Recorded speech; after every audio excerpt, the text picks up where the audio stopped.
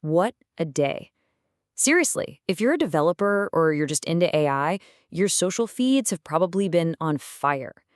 A brand new, super powerful model from OpenAI just kind of appeared. And it kicked off this huge firestorm of speculation and, of course, head-to-head battles with its biggest rival, Claude. Yeah, so let's just dive right in. This quote pretty much captures the exact vibe that just took over YouTube and all the developer forums.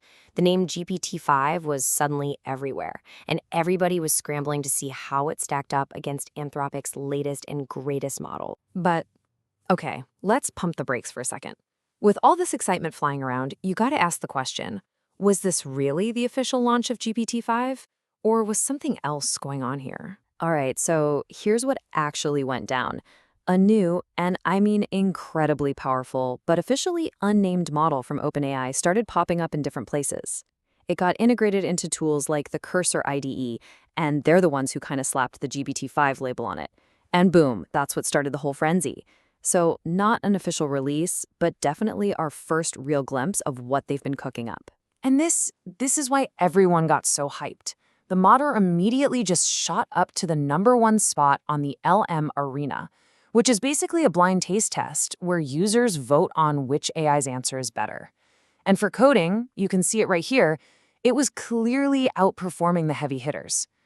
So this wasn't just talk. The data showed a serious new player just walked onto the field. But raw power isn't the whole story. When you look at the tail of the tape, one thing just jumps off the page: the price. OpenAI's new model is ridiculously cheaper than what Claude is offering.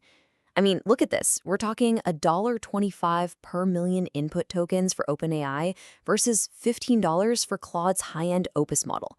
That is a huge difference, and for a lot of developers, that could easily be the deciding factor right there. Okay, so benchmarks and pricing, that's all good. But how do these things actually perform on real-world coding tasks? Let's throw them into the gauntlet and see what happens. So for our first test, we didn't pull any punches. We asked them both to build a complete C# testing framework from just one pretty complicated prompt. And honestly, the initial results were, well, they were shockingly close. Both of them spit out a really high-quality, complete framework. At first glance, you'd have to call it a dead heat. But this is where it gets really interesting. I mean, building a framework is one thing, but can they actually innovate? So we hit them with a much harder follow-up. Implement self-healing locators. That's code that can actually fix itself if the app's UI changes. Now, this isn't just a test of coding. It's a test of architectural thinking. And right here, you see a massive difference in their whole philosophy. OpenAI gave a pretty direct, simple solution using something called locator heuristics. Think of it as a set of smart rules. But Claude went and designed this deeply complex, intelligent system. It's talking about AI fingerprinting and DOM analyzers and multiple ways to heal the code. It didn't just write a feature. It engineered a whole adaptive system. In the end, the person running this test had a pretty clear verdict. For this kind of advanced architectural challenge, Claude's approach was just way beyond what the new OpenAI model could do. So, round 1 of the coding gauntlet, that one goes to Claude. All right, next up, the application builder test. Can these AIs go from just a single prompt to a fully working, good-looking application?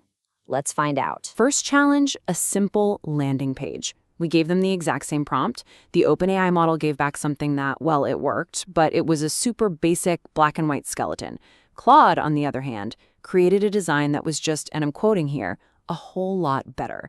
It had a nicer design, richer colors. It just looked more polished right away. So for aesthetics, Claude easily takes the win here. But then, oh, the tables turned. The next test was for a more complex app, a CRM Kanban board. And this is where the OpenAI model really shined.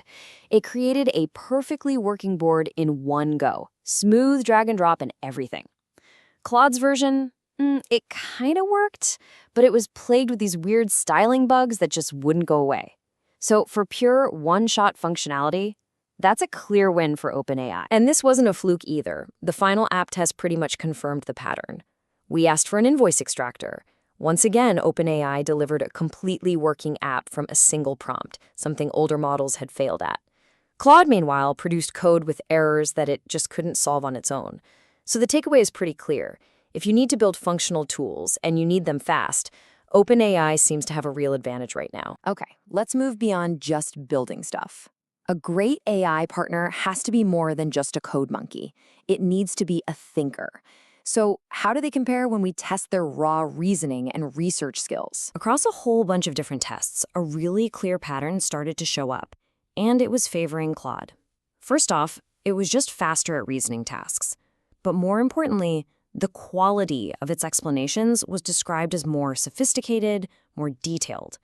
And here's an interesting one. When asked to research EV batteries, OpenAI's results were a bit US-centric, whereas Claude pulled from more global sources. Even its approach to debugging was considered smarter. In the battle of pure intellect, Claude just kept coming out ahead. So after throwing both of these models into the fire, it's pretty obvious there's no simple winner here. It's time to tally up the points and look at the final scorecard to see where each of these AI titans really nails it. And the final scorecard tells a really interesting story. It's a split decision. You can see it right here. Claude is the champion of sophistication. It wins on advanced coding, on design, and on deep reasoning. But OpenAI dominates when it comes to speed and getting things done, winning on building functional apps, and this is a big one, on cost. It's a classic matchup, the brilliant architect versus the lightning-fast builder. So what's the big takeaway from all of this? It's actually pretty simple. There is no single best AI model that wins at everything. The real winner is the developer who understands the strengths and weaknesses and knows exactly which tool to grab for the job they're trying to do. So let's make this super practical. Based on everything we've seen, you're probably going to want to reach for that new OpenAI model if you're doing rapid prototyping, if you need a functional tool built yesterday, or if your project is really sensitive to cost.